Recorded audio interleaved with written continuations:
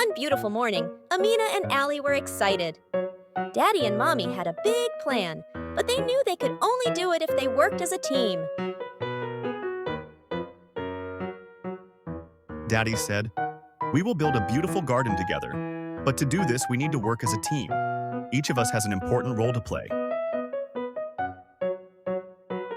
Amina and Ali worked together, planting seeds carefully. "Teamwork makes everything easier," said Mommy. Everyone had a role. Amina watered the seeds, Ali spread the soil, and together they learned that unity brings strength. When the soil was tough and hard, Amina and Ali couldn't do it alone. But with Daddy's and Mommy's help, they worked as a team to overcome the challenge. With patience and teamwork, their garden grew into something beautiful. "This is what happens when we work together," Daddy said proudly.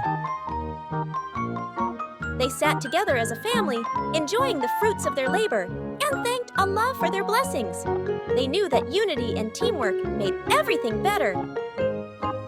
At the end of the day, they prayed together as a family, thanking Allah for the strength they found in unity and teamwork.